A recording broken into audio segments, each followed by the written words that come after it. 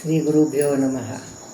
ಕೃಷ್ಣಾಯ ವಾಸುದೇವಾಯ ಹರೇ ಪರಮಾತ್ಮನೆ ಪ್ರಣತಃ ಕ್ಲೇಶನಾಶಾಯ ಗೋವಿಂದಾಯ ನಮೋ ನಮಃ. ಹರೇ ಶ್ರೀನಿವಾಸ ಶ್ರೀ ಗುರು ರಾಘವೇಂದ್ರಾಯ ನಮಃ. ಶ್ರೀ ಸತ್ಯಾತ್ಮತೀರ್ಥ ಗುರುಭ್ಯೋ ನಮಃ. ಶ್ರೀ ಜಗನ್ನಾಥದಾಸ ಗುರುಭ್ಯೋ ನಮಃ. ಎಲ್ಲರಿಗೂ ನಮಸ್ಕಾರ. ನಾವು ಸರ್ವ ಪ್ರತೀಕ ಸಂಧಿ ಸಾರವನ್ನು ನೋಡ್ತಾ ಇದ್ದೀವಿ. ಈಗ 15ನೇ ನುಡಿ ಮುಗಿದಿದೆ. ಇದರಲ್ಲಿ ಮುಖ್ಯವಾಗಿ ನಾವು ಆಚರಣೆಯಲ್ಲಿ ಹೇಗೆ ನಾವು ಅನುಸಂಧಾನ ತರಬೇಕು ಅನ್ನೋದನ್ನು ಹೇಳ್ಕೊಡ್ತಾ ಇದ್ದಾರೆ. ನಾವು ಏನೇನು ಕರ್ಮ ಮಾಡುವಾಗ ಹೇಗೆ ಚಿಂತನೆ ಮಾಡಬೇಕು ಅನ್ನೋದನ್ನು ಹೇಳ್ತಾ ಇದ್ದಾರೆ. ಇನ್ನು 16ನೇ ನುಡಿ, ವೇದ ಶಾಸ್ತ್ರ ಪುರಾಣ ಕಥೆಗಳನ್ನು ಓದಿ ಹೇಳಿದರೇನು ಸಕಲ ನಿಷೇಧ ಕರ್ಮ ತೊರೆದು ಸತ್ಕರ್ಮಗಳ ಮಾಡೇನು. ಈ ವೇದಶಾಸ್ತ್ರ ಪುರಾಣಗಳನ್ನು ಕೇಳಿದ್ರು ಕೂಡ ಏನು ಪ್ರಯೋಜನ ಅಂತ. ಏನು ವೇದಶಾಸ್ತ್ರ ಪುರಾಣ ಕಥೆಗಳನ್ನು ಯಾಕೆ ಕೇಳ್ತೀವಿ? ಅದರಿಂದ ನಮಗೆ ಭಗವಂತನ ಮಹಿಮೆ ಗೊತ್ತಾಗ್ತದೆ. ಆವಾಗ ಮಹಿಮೆ ಶಾಸ್ತ್ರದ ತತ್ವಗಳನ್ನು ಎಲ್ಲ ತಿಳ್ಕೊಂಡು ಅದನ್ನು ನಮಗೆ ಅನುಸಂಧಾನಕ್ಕೆ ತರೋಕ್ಕೆ ಪ್ರಯತ್ನ ಪಡ್ತೀವಿ. ಅದನ್ನು ಅನುಸಂಧಾನಕ್ಕೆ ಬರಬೇಕು. ಭಗವಂತನ ಚಿಂತನೆ ಬರಬೇಕು. ಭಗವಂತನ ಹೆಸರು ತಗೊಂಡಾಗ ಅವನ ಗುಣರೂಪ ಕ್ರಿಯೆಗಳ ಚಿಂತನೆ ನಮಗೆ ಬರಬೇಕು. ಅದಕ್ಕೋಸ್ಕರ ವೇದದಲ್ಲಿ ಶಾಸ್ತ್ರದಲ್ಲಿ ನಮಗೆ ಇದನ್ನು ಹೇಳಿಕೊಡ್ತಾರೆ. ಸೊ ಅದನ್ನು ಕೇಳಬೇಕು. ಪುರಾಣದಲ್ಲಿ ಕೂಡ ಹೇಳ್ಕೊಡ್ತಾರೆ. ಒಂದೊಂದೆಲ್ಲ ಸಾಕಷ್ಟೆಲ್ಲ ಕಥೆಗಳು ಬರ್ತವೆ. ಆ ಕಥೆಗಳ ಮೂಲಕ ಏನೋ ಒಂದು ಸಂದೇಶವಿರ್ತದೆ ಅಥವಾ ಏನೋ ಒಂದು ತತ್ವಗಳಿರ್ತದೆ.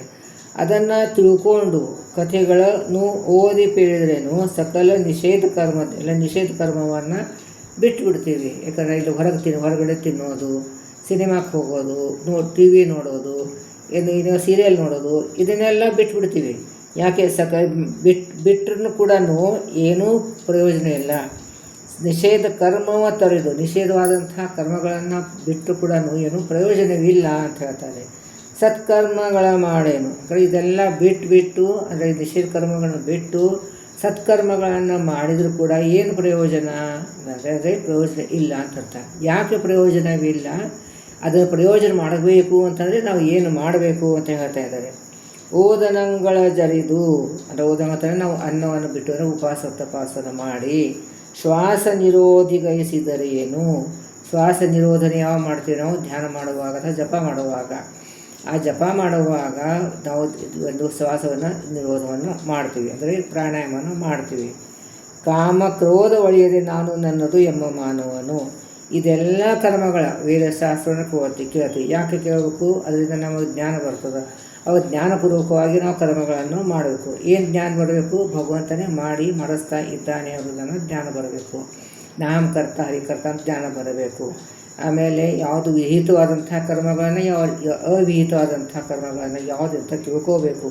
ಅದೆಲ್ಲ ನಮಗೆ ವೇದಶಾಸ್ತ್ರ ಪುರಾಣಗಳನ್ನೆಲ್ಲ ನಮಗೆ ಹೇಳಿಕೊಡ್ತದೆ. ಆಮೇಲೆ ಅದರಿಂದ ನಾವು ನಿಷೇಧ ಕರ್ಮಗಳನ್ನು ಯಾವುದು ಬಿಡಬೇಕು, ಯಾವುದು ವಿಹಿತ ಯಾವುದು ಅವಿಹಿತವಾದಂಥದ್ದು ಹೇಳಿಕೊಡ್ತದೆ. ಸೊ ಇದೆಲ್ಲ ವಿಹಿತವಾದಂಥ ಕರ್ಮಗಳನ್ನು ಮಾಡಿ ಅವಿಹಿತವಾದಂಥದ್ದು ಅಥವಾ ನಿಷೇಧ ಕರ್ಮಗಳನ್ನು ನಾವು ಬಿಟ್ಟು ಕೂಡ ಆಮೇಲೆ ಅದು ಅನ್ನದಾನ ಬಿಟ್ಟು ಅನ್ನವನ್ನು ಬಿಟ್ಟು ಅಂತಂದರೆ ಉಪವಾಸಗಳನ್ನು ಮಾಡಿ ಉಪವಾಸದಲ್ಲಿ ನಾವು ಮುಖ್ಯವಾಗಿ ನಾವು ಏಕಾದಶಿ ವ್ರತ ಮಾಡಲೇಬೇಕು. ನಮ್ಮ ವೈಷ್ಣವರಿಗೆ ಸಂಕಷ್ಟ ಉಪವಾಸ ಹೇಳಿಲ್ಲ. ನಾವು ಗಣಪತಿ ಸಂಧಿ ಹೇಳುವಾಗ ಹೇಳಿದ್ದೀನಿ. ಅಲ್ಲಿ ನಮ್ಮ ಸಂಕಷ್ಟ ಉಪವಾಸ ಹೇಳಿದ್ದಿಲ್ಲ. ಯಾಕಂದರೆ ಇದನ್ನು ಉಪವಾಸ ಮಾಡೋದಂತ ಏನು ಏಕಾದಶಿ ಉಪವಾಸ ಯಾಕೆ ಮಾಡ್ತೀವಿ? ಇದೆಲ್ಲ ಭಗವಂತನ ಸೃಷ್ಟಿ. ಭಗವಂತ ನಮಗೆ ಕೊಟ್ಟಿದ್ದಾನೆ. ಅದೇ ನಮಗೂ ಉಪಯೋಗಕ್ಕೋಸ್ಕರ ಮಾಡಿದ್ದಾನೆ, ನಮಗೆ ಉಪಕಾರಕ್ಕೋಸ್ಕರ ಮಾಡಿದ್ದಾನೆ. ಅವನ ಉಪಕಾರ ಸ್ಮರಣೆ. ಆಮೇಲೆ ಇದು ನಿಂದದಿದೆ, ಇದು ನಂದು ಅಲ್ಲ. ಇದು ನೀನು ಸೃಷ್ಟಿ ಮಾಡಿದ್ದು ನಿಂದ ಅಧಿಕಾರ, ಅದಕ್ಕೆ ನಿಂದೆ ಇದೆ. ಅದನ್ನು ನಾವು ತಗೊಳ್ತಾ ಇದ್ದೇನೆ. ಕ್ಷಮ ಮಾಡಪ್ಪ ಅಂತ ಪಶ್ಚಾತ್ತಾಪ ರೂಪದಲ್ಲಿ ಏಕಾದಶಿ ಇದೊಂದು ಪ್ರಾಯಶ್ಚಿತ್ತ. ಏಕಾದಶಿ ಒಂದಿದ್ದು ಪ್ರಾಯಶ್ಚಿತ್ತ.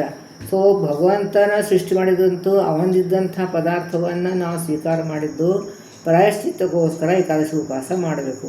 ಅಷ್ಟನ್ನು ಭಗವಂತನ ಮತ್ತು ಆಮೇಲೆ ಆರೋಗ್ಯಕ್ಕೋಸ್ಕರ ಅಂತೂ ತುಂಬ ಒಳ್ಳೆಯದು ಏಕಾದಶಿ ಅದೆಲ್ಲ ವಿಷಯ ದೊಡ್ಡದಾಗಿದೆ. ಅಂದರೂ ಏಕಾದಶಿ ಉಪವಾಸ ಮಾಡಬೇಕು ಅಂತ ಇದೆ. ಇನ್ನು ಅವರ ಆರೋಗ್ಯನ ಸಲುವಾಗ ಎಷ್ಟೆಷ್ಟು ಆಗ್ತಾ ಅಷ್ಟು ಮಾಡ್ತಾರೆ. ಆದರೂ ಶಾಸ್ತ್ರನೇ ಹೇಳ್ತದೆ ಅವತ್ತು ಸಂಪೂರ್ಣ ಉಪವಾಸ ಮಾಡಬೇಕು. ಇದು ಭಗವಂತ ಇದೆಲ್ಲ ಸೃಷ್ಟಿ ನಿಂದಿದೆ ಅಂತ. ಹಾಗೆ ಭಗವಂತನಿಗೋಸ್ಕರ ಅಂತ ಮಾಡಿದಂಥ ಏಕಾದಶಿ ಉಪವಾಸ ಅದು ಸರಿ. ಇನ್ನು ಗಣಪತಿಗೋಸ್ಕರ ಅವನೇ ಸೃಷ್ಟಿಕರ್ತ ಅಲ್ಲ, ಇದೆಲ್ಲ ಅವನು ಸೃಷ್ಟಿ ಮಾಡೋದಲ್ಲ, ಇದು ಅವನದು ಅಲ್ಲ, ಅವನದು ನಾವು ತಿಂದಿಲ್ಲ. ಅದಕ್ಕೆ ಅವನಿಗೋಸ್ಕರ ಅಂತೂ ಉಪವಾಸ ಮಾಡಿದರೆ ಅವನಿಗೆ ಗಣಪತಿಗೆ ಭಗವಂತನ ಸಮಾನ ತಂದಿಟ್ಟು ಹಂಗೆ ಆಗ್ಬಿಡ್ತದೆ. ಯಾಕಂದರೆ ಭಗವಂತನ ಸೃಷ್ಟಿಕರ್ತ ಇದು ಅವನದಿದೆ, ಅವನು ಕೊಟ್ಟಿದ್ದಾನೆ ಅಂತ ಅಂದ್ಬಿಟ್ಟು ಅವನಿಗೋಸ್ಕರ ನಾವು ಉಪವಾಸ ಮಾಡ್ತೀವಿ. ಆದ್ರೂ ನಾವು ಗಣಪತಿಗೆ ಹೋಲಿಸ್ದಾಗ ಆಗ್ತದೆ. ಸೊ ಅದು ತಪ್ಪಾಗ್ತದೆ. ಅದಕ್ಕೆ ನಾವು ಸಂಕಷ್ಟಿ ಉಪವಾಸ ಮಾಡಬಾರ್ದು ಅಂತ ಸ್ಪಷ್ಟವಾಗಿ ಹರಿಕಥಾನುಸಾರದಲ್ಲಿ ಹೇಳಿದ್ದಾರೆ. ಗಣಪತಿ ಆರಾಧನೆ ಅವಶ್ಯವಾಗಿ ಮಾಡಬೇಕು, ಮಾಡಲೇಬೇಕು. ಗಣಪತಿ ಆರಾಧನೆ ಮಾಡಲಿಲ್ಲದೆ ನಮಗೆ ಸಕ್ಸಸ್ ಇರುವುದಿಲ್ಲ.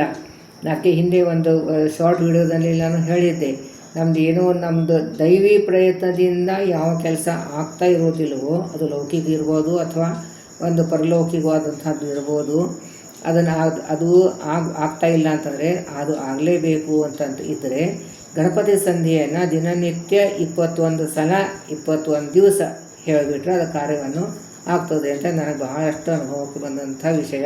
ಯಾರ್ಯಾರು ಹೇಳಿದ್ದೀನಿ ಎಲ್ಲರಿಗೂ ಆ ಕಾರ್ಯವನ್ನು ಆಗಿದೆ. ಸೊ ಹೀಗೆ ನಾವು ಗಣಪತಿ ಆರಾಧನೆ ಅವಶ್ಯವಾಗಿ ಮಾಡಬೇಕು. ಅದೇ ಗಣಪತಿ ಹೆಸರದಿಂದ ನಾವು ಉಪವಾಸ ಮಾಡಿದರೆ ಈ ಅರ್ಥ ಭೇದ ಆಗ್ತದೆ, ಅದಕ್ಕೆ ಮಾಡಬಾರ್ದು ಅಂತ ಹೇಳ್ತಾರೆ. ಸೊ ಹೀಗೆ ನಾವು ಉಪವಾಸ ಮಾಡಿದರೆ ಏನು ಪ್ರಯೋಜನ? ಜರಿದು ಶ್ವಾಸ ನಿರೋಗಿಸಿದರೆ ನಾವು ಪ್ರಾಣಾಯಾಮಗಳನ್ನು ಮಾಡಿ ಅಲ್ಲಿ ಪ್ರಾಣಾಯಾಮ ಮಾಡುವಾಗ ಧ್ಯಾನ ಮಾಡುವಾಗ ಶ್ವಾಸ ನಿರೋಧನೆ ಮಾಡ್ತೀವಿ. ಅವಾಗ ಕೂಡ ಭಗವಂತನ ಚಿಂತನೆ ಬರಬೇಕು. ಅದು ಬರದೆ ನಮಗೆ ಕಾಮಕ್ರೋಧ ಅಳಿಯದೆ, ನಮಗೆ ಇನ್ನೂ ಇಚ್ಛೆ ಇರ್ತದೆ, ನಮಗೆ ಸಿಟ್ಟು ಬರ್ತದೆ. ಸಿಟ್ಟು ಓದಂದ್ರೆ ನಮಗೆ ಭಾಳ ದೊಡ್ಡದಾದಂಥ ಶತ್ರು. ಈ ಸಿಟ್ಟು ನಮಗೆ ಯಾಕೆ ಬರ್ತದೆ? ಯಾಕಂದ್ರೆ ನಮಗೆ ಅಹಂಕಾರ ಇರ್ತದೆ. ಈ ಅಹಂಕಾರವನ್ನು ಬಹಳ ತ್ರಾಸು ಕೊಡ್ತದೆ ನಮಗೆ. ಇದು ವಸ್ತುವಿನಲ್ಲಿ ಈ ಒಂದು ಸೀರೆ ವಸ್ತ್ರದಲ್ಲಿ ಆಸೆ ಇಲ್ಲ, ಅಲ್ಲಿ ವೈರಾಗ್ಯ ಬರ್ಬೋದು. ಊಟ ಸ್ವಲ್ಪ ಹೆಚ್ಚು ಕಡಿಮೆ ಮಾಡ್ಬೋದು, ಹೊರಗಡೆ ತಿನ್ನೋದು ಬಿಡ್ಬೋದು, ಉಳ್ಳಾಗಡ್ಡಿ ಬೆಳ್ಳುಳ್ಳಿ ಬಿಡ್ಬೋದು. ಇದನ್ನೆಲ್ಲ ನಮಗೆ ಆಸೆ ಅಷ್ಟಿರೋದಿಲ್ಲ. ಆದರೆ ಇನ್ನೊಬ್ಬರು ನನಗೆ ಯಾಕಂದರು, ನಾ ಸರಿಗಿದ್ದೀನಿ, ಅವ್ರು ತಪ್ಪಾಗಿರೋದು ಯಾಕಂದ್ರೆ ಇದು ಅಹಂಕಾರ ನಮಗೆ ಬಹಳ ಕಾಡ್ತದೆ. ಸೊ ಈ ಅಹಂಕಾರದಕ್ಕೆ ನಮ್ಮ ಮನಸ್ಸಿನ ವಿರುದ್ಧ ಆದರೆ ನಮಗೆ ಕೋಪ ಬರ್ತದೆ. ಸೊ ಅದನ್ನು ನಾವು ಇದು ಇಲ್ಲ, ಭಗವಂತನ ಸೃಷ್ಟಿ ಭಗವಂತ ಮಾಡಿದ್ದಂಥದ್ದು, ಭಗವಂತನ ಇಚ್ಛೆ ಪ್ರಕಾರ ಕಾರ್ಯಗಳನ್ನು ನಡೀತಾ ಇರ್ತದೆ ಅನ್ನೋದನ್ನು ನಾವು ಆಚರಣೆಯಲ್ಲಿ ತರದೆ ಹೋದರೆ ಅದು ನಮ್ಮ ಕ್ರೋಧಕ್ಕೊಳಗಾಗ್ತದೆ. ಸೊ ಅದು ಕ್ರೋಧ ನಾವು ಇದು ನಾನು ನನ್ನದು ಇಷ್ಟೆಲ್ಲ ಇಡೀ ದಿವಸ ನಾವು ಹೆಂಗಸರದು ಒಂದು ಸಾಮಾನ್ಯ ಸ್ಟೇಟ್ಮೆಂಟ್ ಸುಮಾರಾಗಿ ಎಲ್ಲರೂ ನಾವು ಮಾಡಿರ್ತೀವಿ. ಏನು ಇಡೀ ದಿವಸ ಕತೆ ನಾನು ದುಡಿತೇನೆ ಮತ್ತು ಬಯಸ್ಕೊಂಡು ತಪ್ಪಿದಿಲ್ಲ ಅಂತ ಇದು ಸಾಮಾನ್ಯವಾಗಿ ಎಲ್ಲರೂ ಹೇಳ್ತೀವಿ. ಸೊ ಅದಕ್ಕೆ ಇದು ನಾನು ಮಾಡಿದೆ ಅನ್ನೋದನ್ನು ಭಾವನೆ ಬಂತಲ್ಲ. ಇದು ಭಗವಂತನ ಮಾಡಿಸಿದ್ದಾನೆ, ಇದು ಭಗವಂತನ ಸೇವೆ ಅಂತ ಮಾಡಿಬಿಟ್ರೆ ಈ ಬೇಜಾರು ಬರೋದಿಲ್ಲ ನಮಗೆ. ಈ ಬೇಜಾರು ಬರುವುದಿಲ್ಲ. ಏನು ನಾನೇ ದುಡಿಬೇಕಲ್ಲ, ನಾನೇ ಮಾಡಬೇಕಲ್ಲ, ಏನು ಮತ್ತೆ ನಾನು ಬಯಸ್ಕೋಬೇಕಲ್ಲ ಅಂತ. ಈ ಭಗವಂತನ ಸೇವಾ, ಇದು ನಮ್ಮ ಕರ್ತವ್ಯ ಕರ್ಮಗಳಿವೆ. ಅದನ್ನು ಕರ್ತವ್ಯವನ್ನು ಖುಷಿಯಾಗಿ ಸಂತೋಷವಾಗಿ ಮಾಡಬೇಕು. ಅದು ಭಗವಂತನ ಸೇವೆ, ಭಗವಂತ ಸಮರ್ಪಣೆ ಮಾಡಬೇಕು. ಅವಾಗ ಈ ಬೇಜಾರು ಬರೋದೇ ಇಲ್ಲ. ಇದು ನಮಗೆ ಸ್ವಂತಕ್ಕೆ ಅನುಭವಕ್ಕೆ ಬಂದಂಥ ವಿಷಯ. ಸೊ ನಾವು ಯಾವುದೇ ಮಾಡೋದಂಥ ಖುಷಿಯಲ್ಲೇ ಮಾಡಬೇಕು. ಅದಕ್ಕೆ ಇಲ್ಲಿ ಅದೇ ಹೇಳ್ತಾ ಇದ್ದಾರೆ, ಶ್ವಾಸ ನಿರೋಗಿಸದೇನು ಕಾಮ ಕ್ರೋಧವ ಅಳಿಯದೆ ನಾನು ನನ್ನದು ಎಂಬ ಮಾನವನು. ಇದು ನಾನು ಮಾಡಿದ್ದೀನಿ, ಇದು ಮನೆ ನಂದು ಇದೆ, ಇದೆಲ್ಲ ನಂದು ಇದೆ ಅಂದ್ಕೊಂಡು ಇದು ಭಗವಂತ ಕೊಟ್ಟದ್ದು. ಇದನ್ನ ಮಮ ಅಂತ ಬರಬೇಕು. ಇದು ಭಗವಂತ ಕೊಟ್ಟದ್ದು, ಭಗವಂತ ಮಾಡಿಸ್ತಾ ಇದ್ದಾನೆ, ಭಗವಂತ ಕೊಟ್ಟಿದ್ದಾನೆ ಅಂತ ಎಲ್ಲ ಭಗವನ್ಮಯ ಆಗಬೇಕು. ಸೊ ಎಲ್ಲ ಕಡೆಯೂ ಭಗವಂತನ ಚಿಂತನೆ ಮಾಡಬೇಕು. ಅದು ಮಾಡದೆ ಮಾಡಿದಂಥ ವೇದಶಾಸ್ತ್ರ ಪುರಾಣ ಕಥೆಗಳನ್ನು ಕೇಳಿದ್ರೇನು ನೋಡಿದ್ರೇನು, ಯಾವುದಕ್ಕೆ ಎಲ್ಲ ನಮ್ಮ ನಿಷಿದ್ಧ ಕರ್ಮವನ್ನು ಬಿಟ್ಟರೇನು, ವಿಧಿವಾದಂಥದ್ದು ಕರ್ಮಗಳನ್ನು ಮಾಡಿದ್ರೇನು, ಉಪವಾಸ ಮಾಡಿದ್ರೇನು, ನಾವು ಇದು ಒಂದು ಪ್ರಾಣಾಯಾಮ ಮಾಡಿದ್ದು ಧ್ಯಾನ ಮಾಡಿದರೆ ಏನು, ಇದು ಏನೂ ಪ್ರಯೋಜನವಿಲ್ಲ. ಯಾವಾಗ ಪ್ರಯೋಜನ ಆಗೋದಿಲ್ಲ? ನಮಗೆ ಇಂದ್ರಿಯ ನಿಗ್ರಹ ಇಲ್ಲ, ಇಚ್ಛೆ ಆಗ್ತದೆ ನಮಗೆ. ಪೂಜೆ ಕೂತಾಗ ಅವ್ರ ಹತ್ರ ಇಂಥ ಚಂದ ಸೀರೆ ಸೀರೆ ನಾನು ತೊಗೋಬೇಕು, ಅಥವಾ ಅವರು ಒಂದು ಕಡೆ ಇಷ್ಟೆಲ್ಲ ಮನೆ ಇದೆ, ವಸ್ತ್ರಗಳಿದೆ, ಎಲ್ಲ ಬಂಗಾರ ಇದೆ, ನನ್ನ ಕಡೆ ಅಷ್ಟಿಲ್ಲಲ್ಲ ಅಂತ ಇಚ್ಛೆ ಮಾಡೋದು. ಇದೆಲ್ಲ ಇದು ಕಾಮ ಕ್ರೋಧ, ಇದು ನಮಗೆ ಬಿಡದೇನೆ ಇದೆಲ್ಲ ಕರ್ಮಗಳು ಮಾಡಿದರೂ ಕೂಡ ಅದು ಪ್ರಯೋಜನವಿಲ್ಲ ಅಂತ ಹೇಳ್ತಾರೆ. ಅಂದರೆ ಇಲ್ಲಿ ಒಂದು ಕಡೆ ಏನೇನು ಸತ್ಕರ್ಮಗಳನ್ನು ಲಿಸ್ಟನ್ನು ಕೊಡ್ತಾ ಇದ್ದಾರೆ. ಈ ಸತ್ಕರ್ಮಗಳನ್ನು ಮಾಡಿದರೂ ಕೂಡ ಅದಕ್ಕೆ ಪ್ರಯೋಜನ ಇಲ್ಲ ಅಂತ ಹೇಳ್ತಾರೆ. ಯಾಕೆ ಪ್ರಯೋಜನ ಇಲ್ಲ? ಅಲ್ಲಿ ನಾನು ನನ್ನದು ಭಾವನೆ ಇರಬಾರ್ದು.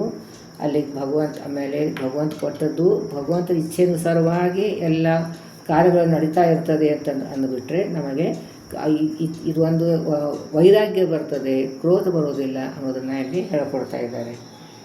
ಆಮೇಲೆ ಇನ್ನು ಮುಂದಿನ ನೋಡಿ 17ನೇ ನೋಡಿ, ಏನು ಇದೇ ಸೇಮ್ ವಿಷಯನ ಮುಂದೆ ಎಲ್ಲ ಅಂದರೆ ಪ್ರತಿಯೊಂದು ಬೇರೆ ಬೇರೆ ಕರ್ಮಗಳನ್ನ ಲಿಸ್ಟ್ ಕೊಡ್ತಾ ಇದ್ದಾರೆ. ಇವೆಲ್ಲ ಲಿಸ್ಟ್ಗಳನ್ನು ನಾವು ಮಾಡ್ತಾ ಇರ್ತೀವಿ. ಸೊ ಇದರಲ್ಲಿ ಯಾವ ಲಿಸ್ಟಲ್ಲಿ ಕೊಟ್ಟಿಲ್ಲ ಅದು ಕೂಡ ಇನ್ ಜನರಲ್ ನಾವು ಏನೇ ಕರ್ಮಗಳನ್ನು ಮಾಡಲಿ ಅದು ಭಗವಂತ ಮಾಡಿಸ್ತಾ ಇದ್ದಾನೆ.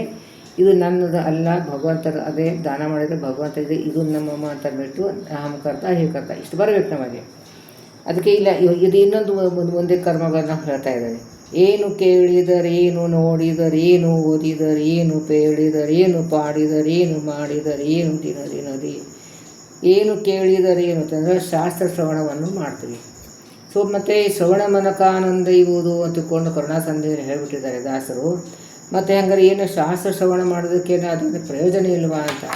ಸೊ ಅವಶ್ಯವಾಗಿ ಮೊದಲನೇ ಮೆಟ್ಟು ನಮ್ಮ ಸಾಧನಕ್ಕೆ ಮೊದಲನೇ ಮೆಟ್ಟು ಶ್ರವಣ, ಅದು ಮಾಡಲೇಬೇಕು. ಆಮೇಲೆ ಏನು ನೋಡಿದ್ರೇನು ಅಂತಂದರೆ ಭಗವಂತನ ಪ್ರತಿಮೆಗಳನ್ನು ಈ ಯಾತ್ರೆಗಳನ್ನು ಮಾಡ್ತೀವಿ. ಭಗವಂತನ ಬೇರೆ ಬೇರೆ ರೀತಿಯಂಥ ಪ್ರತಿಮೆಗಳನ್ನು ನೋಡ್ತೀವಿ. ಅದನ್ನು ನೋಡಿದ್ರೇನು, ಓದಿದ್ರೇನು ಅಂದರೆ ಶಾಸ್ತ್ರ ಅಭ್ಯಾಸ ಮಾಡಿದ್ರೆ ನಾವು ಹರಿಕಥಾನುಸಾರವನ್ನು ಎಲ್ಲರೂ ನಾವು ಅಧ್ಯಯನ ಮಾಡ್ತಾ ಇದ್ದೀವಿ.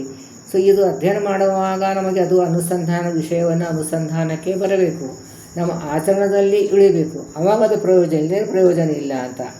ಪೇಳಿದರೇನು ಅಂತಂದರೆ ಇದು ಬ್ರಾಹ್ಮಣರಿಗೆ ಅಧ್ಯಾಪನ ಇದು ವಿಹಿತವಾದಂಥದ್ದು, ಅಂದರೆ ಮಾಡಲೇಬೇಕಂಥದ್ದು. ಸೊ ಅದಕ್ಕೆ ಪ್ರವಚನ ಮಾಡೋದಂಥ. ಅದಕ್ಕೆ ನಾನು ತಮಾಷೆ ಹೇಳ್ತಾ ಇರ್ತೇನೆ, ದೋಸ್ ಹೂ ಪ್ರೀಚ್ ಡು ನಾಟ್ ಫಾಲೋ ಅಂತ. ನಾನೆಲ್ಲ ಉಪನ್ಯಾಸ ಮಾಡ್ತೇನೆ, ಇದನ್ನೆಲ್ಲ ನಾನು ಮಾಡ್ತೀನಿ ತಿಳ್ಕೊಬೇಡ್ರಿ. ಕೆಲವೊಂದು ಮಾಡ್ತೀನಿ, ಕೆಲವೊಂದು ಇಲ್ಲ. ನಾವು ಎಲ್ಲ ಒಂದೇ ಗುಂಪನ್ನೇ ಅಂದ್ಕೊಂಡು ಇನ್ನೂ ನೀವೇ ಜಾಸ್ತಿ ಸಾಧನೆ ಮಾಡ್ತಾ ಇರ್ತೀವಿ, ನಾನು ಅಷ್ಟು ಮಾಡ್ತಾ ಇರೋದಿಲ್ಲ ಅಂತ ಹೀಗೆ ನಮಗೆ ಭಾವನೆ ಇರ್ತಾರೆ. ಇನ್ನಷ್ಟು ಮೇಲೆ ಹೋಗೋಕ್ಕೆ ನಾವು ಪ್ರಯತ್ನ ಪಡ್ತೀವಿ. ಇಲ್ಲೇ ನಾನೇ ಶ್ರೇಷ್ಠ, ನಾನೇ ಜಾಸ್ತಿ ಮಾಡ್ತೇನೆ, ಇವರೆಲ್ಲ ಇವರೇ ಮಾಡ್ತಿರ್ತಾರೆ, ನಾನೇ ಭಾಳ ಮಾಡ್ತೇನೆ ಅಂತ ಈ ಅಹಂಕಾರ ಬಂದು ಬಿಟ್ಟರೆ ಆಮೇಲೆ ನಾವು ಧರ್ಮ ಅಂತ ತೊಳಗಿರ್ತೀವಿ. ಗೆಟ್ಟು ಗ್ಯಾರಂಟಿ. ಸೊ ಅದಕ್ಕೆ ನಾವು ಅಹಂಕಾರವನ್ನು ಪಡಬಾರ್ದು.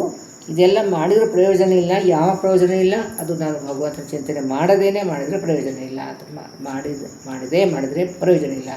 ಪಾಡಿದರೇನು ಅಂತ ನಾನು ಉಪನ್ಯಾಸ ಮಾಡಿದರೆ ಕೂಡ ಏನು ಪ್ರಯೋಜನ. ಮಾಡಿದರೇನು ಅಂತ ನೃತ್ಯವನ್ನು ಸಂತೋಷದಿಂದ ಭಗವಂತನ ತೃಪ್ತಿಗೋಸ್ಕರ ಅವನ ಗಾಯನ ಸೇವಾ, ನೃತ್ಯ ಸೇವಾ ಎಲ್ಲ ಇರ್ತದಲ್ಲ. ಸೊ ಆ ನೃತ್ಯ ಸೇವಾ ಮಾಡಿದರೂ ಕೂಡ ದಿನದಿ ಪ್ರತಿದಿನ ಇಷ್ಟೆಲ್ಲ ಕರ್ಮಗಳನ್ನು ಮಾಡಿದರೂ ಕೂಡ ಪ್ರಯೋಜನವಿಲ್ಲ. ಯಾವ ಪ್ರಯೋಜನವಿಲ್ಲ? ಶ್ರೀನಿವಾಸನ ಜನ್ಮ ಕರ್ಮ ಸದಾನುರಾಗದಿ ನೆನೆದು ಅಂದರೆ ಸರ್ವಕಾಲದಲ್ಲಿ ಭಗವಂತನ ಜನ್ಮ ಕರ್ಮ ಜನ್ಮಗಳೇನು, ಅವನ ಅವನ ಅವತಾರಗಳ ಚಿಂತನೆ, ಅದರಲ್ಲಿ ಕೂಡ ಅವೇಶ ಅವತಾರ, ವಿಭೂತಿ ಅವತಾರ, ಇದೆಲ್ಲ ಒಂದು ಗುಣರೂಪ ಕ್ರಿಯೆಗಳ ಚಿಂತನೆ. ಇದು ಅವನ ಶ್ರೀನಿವಾಸ ಜನ್ಮ ಕರ್ಮ. ಅವನಿಗೇನು ಕರ್ಮ ಇಲ್ಲ, ಅವನಿಗೇನು ಜನ್ಮ ಇಲ್ಲ, ಎರಡೂ ಇಲ್ಲ. ಮತ್ತು ಅವನದು ಜನ್ಮ ಕರ್ಮ ಅಂತಂತಂದ್ರೆ ಏನು, ಅವ ಮಾಡಿದಂತಹ ಕಾರ್ಯಗಳನ್ನು ಕರ್ಮ ಅಂತ ಹೇಳ್ತೀವಿ. ಅವ ಅವತಾರ ಮಾಡಿದಂಥದ್ದು ಅವೇಶ ಅವತಾರ ಇರ್ಬೋದು, ಪ್ರಾದುರ್ಭಾವಾದಂಥ ಅವತಾರಗಳನ್ನು ಇರ್ಬೋದು. ಅವನಿಗೇನು ಜನ್ಮ ಮೃತ್ಯು ಇಲ್ಲ. ಅದು ಕೂಡ ಜನ್ಮ ಅಂತಂದರೆ ಅವನು ಅವತಾರವನ್ನು ಪ್ರಾದುರ್ಭಾವ ಮಾಡ್ತಾನೆ, ಅದಕ್ಕೆ ಅವನಿಗೆ ಅವತಾರ ಅಂತ ಹೇಳ್ತೀವಿ. ಸದಾನುರಾಗದು ನೆನೆದು ಯಾವಾಗಲೂ ಈ ರೀತಿಯಾದಂಥ ಚಿಂತನೆ ಬರಬೇಕು. ಅಂದರೆ ಭಗವಂತನ ಅವತಾರಗಳ ಚಿಂತನೆ, ಅವನ ಅವೇಶ ಅವತಾರಗಳು, ವಿಭೂತಿಯ ಅವತಾರಗಳು, ಆಮೇಲೆ ಅಲ್ಲಿ ಅಂತರ್ಯಾಮಿಯಾದಂಥ ಭಗವಂತನ ಗುಣಗಳು, ಆಮೇಲೆ ಗುಣರೂಪ ಕ್ರಿಯೆಗಳ ಚಿಂತನೆ, ಇದೆಲ್ಲ ನೆನೆಸ್ಕೊಂಡು ನಾವೆಲ್ಲ ಈ ಕರ್ಮಗಳನ್ನು ಮಾಡಬೇಕು ಅಂತ ಹೇಳ್ತಾರೆ. ತತ್ತಸ್ಥಾನದಲ್ಲಿ ತದ್ರೂಪ ತನ್ನಾಮಕನ ಸ್ಮರಿಸೋದು. ತತ್ತಸ್ಥಾನದಲ್ಲಿ ಅಂತ ಇದು ಬಹಳ ಆಳವಾದಂಥ ವಿಷಯ. ಅಂದರೆ ಈಗ ನಾನು ಸಂಕ್ಷಿಪ್ತವಾದಂಥದ್ದು ಹೇಳಕ್ಕೆ ಹೊರಟಿದ್ದೇನಲ್ಲ, ಸಂಸ್ಕೃತವಾಗಿ ಹೇಳ್ತೇನೆ. ತತ್ತಸ್ಥಾನದಲ್ಲಿ ಅಂತಂದ್ರೇನು, ಭಗವಂತ ಆಯಾ ಸ್ಥಾನದಲ್ಲಿ, ಯಾವ ಸ್ಥಾನದಲ್ಲಿ, ನಮ್ಮ ನಾಡಿದಲ್ಲಿ ಇದ್ದಾನೆ, ಕೋಶದಲ್ಲಿ ಇದ್ದಾನೆ, ಇಂದ್ರಿಯದಲ್ಲಿ ಇದ್ದಾನೆ, ಧಾತುದಲ್ಲಿ ಇದ್ದಾನೆ, ವಿರಾಟ್ ರೂಪದಿಂದ ಈ ದೇಹದಲ್ಲಿ ಇದ್ದಾನೆ, ಮನಸ್ಸಿನಲ್ಲಿ ಇದ್ದಾನೆ, ಎಲ್ಲ ನಮ್ಮ ಒಳಗೆ ನಾಲ್ಕು ದೇಹದಲ್ಲಿ ಇದ್ದಾನೆ. ಆಯಾ ಸ್ಥಾನದಲ್ಲಿ ಭಗವಂತನ ಚಿಂತನೆ ಮಾಡಬೇಕು. ಅದು ತತ್ತಸ್ಥಾನ ತದ್ರೂಪ, ಆಯಾ ರೂಪದನ್ನು. ಅದೇ ಮುಖ್ಯವಾಗಿ ನಾವು ದಶಾವತಾರ ಆರಾಧನೆ ಮಾಡ್ತೀವಿ. ಸೊ ಬೇರೆ ಬೇರೆ ಅವತಾರಗಳನ್ನು ಧಾರಣ ಮಾಡ್ತೀವಿ. ಸೊ ಹೈಗ್ರೀವ ರೂಪದಿಂದ ನಮಗೆ ಬ್ರಹ್ಮದೇವ ಉಪದೇಶ ಮಾಡಿದ್ದಾನೆ. ಮತ್ಸ್ಯ ರೂಪ, ಅದೆಲ್ಲ ದಶಾವತಾರಗಳ ಚಿಂತನೆ ಮಾಡಿ, ಆಮೇಲೆ ಒಂದು ವೇದವ್ಯಾಸ ರೂಪಿ ಪರಮಾತ್ಮ, ಆಮೇಲೆ ಕಪಿಲ ರೂಪಿ ಪರಮಾತ್ಮ, ಇದೆಲ್ಲ ಚಿಂತನೆ. ಯಾಕೆಂದರೆ ಇದೆಲ್ಲ ನಮಗೆ ಜ್ಞಾನವನ್ನು ಕೊಡುತ್ತದೆ. ಭಗವಂತನ ಕೆಲವೊಂದು ರೂಪಗಳು ಬಲ ತೋರಿಸ್ತಾನೆ, ಕೆಲವೊಂದು ಕಡೆ ಜ್ಞಾನವನ್ನು ಅಭಿವೃದ್ಧಿ ಆಗೋಕ್ಕೆ ಸಹಾಯ ಮಾಡ್ತಾನೆ, ಉಪದೇಶ ರೂಪವಾಗಿ ಅಂತ ಬಂದಿರ್ತಾನೆ.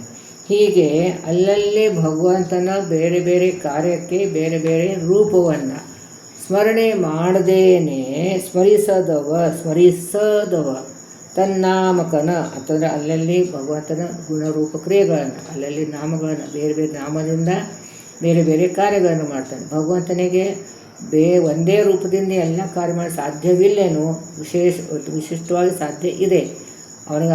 ಅದರ ಎಷ್ಟೆಷ್ಟು ರೂಪಗಳ ಪ್ರಕಟ ಯಾಕೆ ಮಾಡ್ತೀವಿ, ಅದೊಂದು ವೈಭವ ಅವನಿಗೆ ವೈಭವ.